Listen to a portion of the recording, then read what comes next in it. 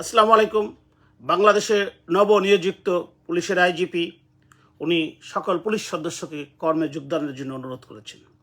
আমি ওনাকে অনুরোধ করে বলতে চাই, বাংলাদেশ পুলিশ বাহিনী আপনি একজন বিশেষ কর্মকর্তা থেকে আইজিপি হয়েছেন, কিন্তু মাঠ পর্যায়ে যে কনস্টেবল, যে এসআই, যারা দিন রাত্রি এই লাশগুলো, এই অগণিত বেওয়ারিশ লাশ অথবা কোনো দুর্ঘটনায় মৃত্যু সাজিত অথবা কোনো ঝগড়ায় যারা মৃত্যু হতো সেই লাশগুলোকে নিয়ে পোস্টমর্টমে নিয়ে আবার স্বজনদের কাছে ফিরিয়ে দেওয়ার যে দায়িত্ব যারা নিত, আজকে সেই পুলিশ সদস্যদের কত অগণিত লাশ, সেই হিসাবটা কি আপনার কাছে আছে? আজকে পুলিশ সদস্যদেরকে যেতে বলেছেন অনেক পুলিশ সদস্য পরিবারের। প্রশ্ন হলো যে আমার ভাই কোথায়, আমার স্বামী কোথায়, আমার বাবা কোথায়, তারা এখনও জানেন না। তারা ডিউটিতে আছে নাকি আপনাদের পুলিশের মধ্যে আছেন? অনেক পুলিশের লাশ আছে এখনো শনাক্ত করা হয়নি। অনেকের পুলিশের সন্তানরা হাহাকার করছে যে এই দেশের আমরা নাগরিকের মতো একজন নাগরিক, আমারও ভোট অধিকার আছে, আমারও আন্দোলন করার অধিকার আছে, আমারও নেতা নির্বাচন করার অধিকার আছে, যতই আমি পুলিশ বাহিনীতে চাকরি করি না কেন। আজকে পুলিশ বাহিনীকে যেভাবে জনগণের সম্মুখে শত্রু হিসেবে দাঁড়ি করানো হয়েছে, সেটা একান্তই বিপ্লব হারুনদের, বেঞ্জিনদের মতো লোক, যারা অফিসারের আসনে বসে সরকারের পাচারা দালালি করে এবং এই টাকা পয়সা লুটপাট করার জন্য অবৈধভাবে আদেশ প্রদান করেছে। যারা ওই ছাত্রলীগের ক্যাডার হিসেবে ঢুকে সেই ছাত্রলীগের ক্যাডার হিসেবে পদ পদবি প্রমোশন নিয়েছেন, আপনার মতো লোককে নিচে ডাউন করে রেখেছেন, কখনো এই পদের এক্সপেক্ট করার নাই, তাদেরকে আজকে এই নির্মমভাবে মানুষের মুখামুখি দাঁড়া করেছে এবং তাদেরকে আদেশ দেওয়া হয়েছে। আপনি পুলিশের আইজিপি হয়েছেন, আপনি অবশ্যই জানেন যে একটা কনস্টেবল থেকে এসআই এবং ওসিকে যখন আপনারা নির্দেশ দেন তারা মানতে বাধ্য, আর যদি তারা কোনোক্রমে না মানে তাদেরকে বিভিন্ন শাস্তি দেওয়া হয়, বিভিন্ন জায়গায় ট্রান্সফার করা দেওয়া হয়, বিভিন্ন জায়গায় তাদের অপমান অপদস্থ করা হয়। বাংলাদেশের পুলিশে যারা চাকরি করে, যারা কনস্টেবল, এসআই থেকে আরম্ভ করে, তারা কখনোই কারো কাছে সম্মান পায় না। কারণ আপনারা যেখানে তাদেরকে সম্মান দেন না, দেশের মানুষ তাদেরকে কিভাবে সম্মান দিবে? আজকে তাদের ডেড বডি কোথায় কিভাবে আছে কেউ জানে না। বাংলাদেশের পুলিশের সদস্যদেরকে যখন ঝুলিয়ে রাখা হয়েছে, আপনি একবার তাদের পরিবারের কথা ভাবুন।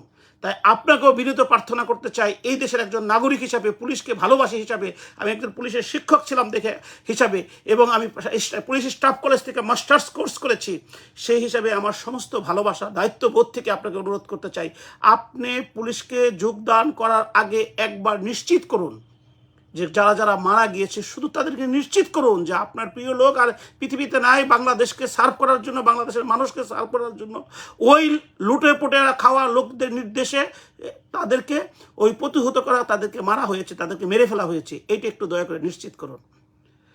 মাননীয় আইজিপি মহোদয়, আপনাকে বলতে চাই, আজকে ছাত্রদেরকে অবশ্যই ধন্যবাদ জানাই। আমিও কিছুক্ষণ দাঁড়িয়েছিলাম সচিবালয় মোড়ে ট্রাফিক কন্ট্রোল করার জন্য। আজকের কথা বলছি, একবার ছাত্রদেরকেও ভাবতে দেন যে তোমরা একদিন দুই দিন হয়তো শখের বশত করবা, এইখানে পুলিশ কর্মকর্তারা দিনের পর দিন রৌদ্রে বৃষ্টি ঝড়ে দাঁড়িয়ে থেকে তোমাদেরকে এই যে যানজট, তোমরা যেখানে অস্থির হয়ে যাও, সেইটা নিরাপত্তা দেয়। একবার তাদেরকে একটু বুঝতে দেন যে তোমরা যাদেরকে বিভিন্ন লোকজন মেরে ফেলছে, পুড়িয়ে ফেলছে, ওই মর্গের লাশের দায়িত্ব কোনো সাধারণ মানুষ নেয় না, ওই পুলিশ কর্মকর্তাদেরকে নিতে হয়। যখন লাশগুলো পচে গলে চলে যায়, কোর্টের ওয়ার্ডারে একজন পুলিশ কর্মকর্তার মাধ্যমে তারা ওই পচা গলিত লাশ, গন্ধ লাশগুলোকে মর্গে আবার নিয়ে আবার কবরে এসে দাপন করে। তো অনেকেই বলতে পারে অনেক কথা, বললে কোনো অসুবিধা নেই, কারণ আমি পুলিশদের টিচার, আমার সারদা পুলিশ একাডেমিতে আমি ক্লাস নিয়েছি। I love them so much.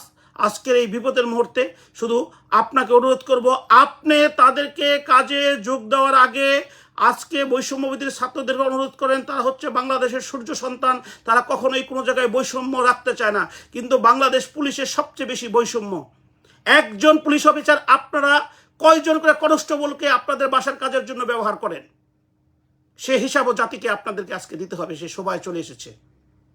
আজকে আপনি এই বৈষম্য বিরোধী ছাত্র আন্দোলনের সাথে এক হয়ে আপনি দয়া করে ইন্টারিম গভর্নমেন্ট জনাব ইউনূস সাহেব যে নোবেলের শান্তি পেয়েছে, তাকে অনুরোধ করেন আগে যে পুলিশ বাহিনীর নিরাপত্তা সাধন করতে হবে, তাদের পরিবারের নিরাপত্তা দিতে হবে।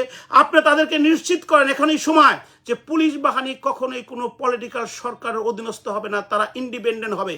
যেমন বাংলাদেশ আর্মি, বাংলাদেশ নেভি, বাংলাদেশ বিমান বাহিনী যেমন ইন্ডিপেন্ডেন্ট সংস্থা, বাংলা পুলিশ যদি আগামী দিনে আধুনিক করতে চান তাহলে পুলিশের প্রত্যেকটা অফিসার ও ইন্টারমিডিয়েট থেকে ট্যালেন্টেড অফিসারগুলো পরীক্ষার মাধ্যমে নিয়ে তাদের যোগ্যতা দক্ষতা আপনাদের নিজস্ব একাডেমিতে লেখাপড়া করিয়ে তাদের আপনার মতো অফিসার বানানোর সে প্রস্তাবনা দেন। এবং পুলিশকে কখনোই কোনো রাজনৈতিক দল ব্যবহার করে, যেমন আমাদের জুডিশিয়ারি, যেমন আর্মি নেভির কথা বললাম, যে তাদের নিজস্ব ভিত্তিতে তারা কাজকর্ম করবে। আপনাকে আরেকটু অনুরোধ করি, আজকের এই সিচুয়েশনে পুলিশ যেন ওই আনসারের মতো না হয়। আনসার একটা ইন্ডিপেন্ডেন্ট, তারা কিন্তু প্যারামিলিটারি না, কিন্তু তারপরে দেখা গেছে আনসারের চিফ হয় আর্মি জেনারেল। কেন হবে বাংলাদেশে এটা? আনসার তো বিজিবি না, যে বর্ডার গার্ডের জন্য, রাষ্ট্রীয় নিরাপত্তার জন্য নিরাপত্তা বাহিনীর সাথে একটা সম্পর্ক থাকতে হবে। অতএব পুলিশ এবং আনসার যেহেতু পাশাপাশি সবসময় চলে, আপনাকে এই একটা ইন্ডিপেন্ডেন্ট আইজিপির অধীনে ইন্ডিপেন্ডেন্ট বডি থাকবে, তারা দেখবে রাজনীতির নেতাদের নির্দেশে আপনাদের অফিসাররা তাদেরকে রাস্তায় জনগণের সম্মুখীন যাতে না করতে হয় সেই ব্যবস্থা করেন। তাই সর্বশেষ আমি আপনাকে আবারও অনুরোধ করি, আজকে আমি সকালে লাইভ করার পরে আমার অনেক ছাত্র, অনেক শুভাকাঙ্ক্ষী, অনেক পুলিশ অগণিত ফোন দিয়েছে, আমাকে বলছে স্যার আবার আপনি শুধু লাইভে এসে বলেন অথবা ওনাদেরকে যেয়ে বলেন আমরা কে কে মারা গিয়েছি, আমরা কে কে সন্তান হারিয়েছি, আমরা কে কে বাবা হারিয়েছি, যাদের লাশ আমরা এখনো পাচ্ছি না, যারা কাজে আছে না, কোথায় আছে তারা আমরা এখনো জানছি না, আমাদেরকে জানার সুযোগ দেন। আমাদেরকে ওই কর্মক্ষেত্রে যাওয়ার আগে যেসব পুলিশ স্টেশনগুলো পুড়িয়ে ফেলেছে, যেখানে আমাদের ভাইদের লাশ এখনো পুরা অবস্থায় পড়ে আছে, ওই পুলিশ ফাঁড়িগুলো যেখানে পুড়িয়ে ফেলছে, যেখানে আমাদের ভাইদের লাশগুলো আছে। ঠিক আছে, আমাদের অনেক পুলিশ ভাই অত্যাচার করেছে, ছাত্রদের মেরেছে, ট্যাঙ্কি থেকে ফেলে দিয়েছে, আপনাদের মতো আমরা আহত হয়েছি, কিন্তু সেটার কারণে যারা অপরাধী তাদেরকে শাস্তি না দিয়ে আমাদেরকে যে নির্বিচারে মারা হয়েছে, অন্ততপক্ষে যারা চলে গেছে তারা তো চলেই গেছে, আমরা যারা বেঁচে আছি আমাদের উপর যে আমাদের সংসার ডিপেন্ড করে, আমাদের তো একটা ক্ষতিপূরণের ব্যবস্থা করতে হবে, সেটা একটু নিশ্চিত করেন। অবশ্যই পুলিশ চাকরি করে আপনার নির্দেশ মতো কাজে যোগদান দেবে, কিন্তু এটা আপনার দায়িত্ব। আপনি যদি এখনই এই ইন্টারিম গভর্নমেন্টের সাথে বার্গেনিং না করতে পারেন, এই যে বর্তমান যে বাংলাদেশ আর্মির তারা শান্তি শৃঙ্খলা হচ্ছে, আর্মি প্রধানের সাথে বার্গেনিং না করতে পারে যে আমার পুলিশ জয়েন করবে, তার আগে তার কর্মক্ষেত্রে নিশ্চয়তা দিতে হবে, যারা মারা গেছে তাদের পরিবারকে ক্ষতিপূরণ দিতে হবে, এবং আমরা যে জনগণের শত্রু না সেটা নিশ্চিত করতে হবে। আর যারা ধরনের শত্রু হিসাবে ওই বিপ্লব, ওই হারুন, ওই বেনজিরদের মতো যেসব পুলিশ অফিসার এই দেশটাকে লুটে পুটে খাওয়ার জন্য এবং দেশের টাকা বিদেশ পাচার করে রাজনীতির ওই পদলেহন করেছে, স্বৈরাচারের পদলেহন করেছে, তাদেরকে আইডেন্টিফাই করে তাদের বিচারের একটা নিশ্চয়তা দিয়ে আপনি এই ওবিডিয়েন্ট এই পুলিশ বাহিনীর কাজে যোগদান করতে পারেন, এই অনুরোধের জন্যই আমি আজকে লাইভে এসেছি। আশা করি আপনি আমার কথাগুলো শুনবেন এবং আর্মি প্রধান জনাব ওয়াকার সাহেব আমার কথা শুনবেন, যারা ইন্টারিম গভর্নমেন্ট আছে তারাও শুনবেন। আমি দেশের একজন নাগরিক হিসাবে এই যে যারা মারা গিয়েছে, যাদের লাশ এখন আইডেন্টিফাই করে, যাদের লাশ ঝুলিয়ে রাখা হয়েছে, তাদের পরিবারকে আগে সান্ত্বনা দেন, তাদের পরিবারকে ক্ষতিপূরণের ব্যবস্থা করেন, তাদের নিশ্চিত করেন যে যারা মারা গেছে তারা এই দেশের জন্য মারা গেছে, তারা তাদের কোনো ব্যক্তি স্বার্থে মারা নেয়, তাদের সাথে কারো কোনো শত্রুতা ছিল না, তারা এই সরকারকে টিকিয়ে রাখার জন্য না, তারা আপনাদের অর্ডার আদেশ পালন করার জন্য মারা গেছে। তারা শেখ হাসিনা, খালেদা জিয়া কাউকে চিনে না, আপনাদেরকে চিনে। আপনারা তারা সুপেরিয়র, আপনাদের আদেশ না মানলে আপনারা তাদের চাকরি থেকে বহিষ্কার করেন। অতএব দায়িত্ব আপনাদেরকে নিতে হবে, দয়া করে এই ব্যবস্থার আগে করেন। আপনাকে ধন্যবাদ, দেশবাসী কেউ ধন্যবাদ। আপনারা পুলিশ ভাইদের সাথে একসাথে কথা বলেন, তারা আপনাদের সন্তান, আপনাদের ভাই। আসসালামু আলাইকুম।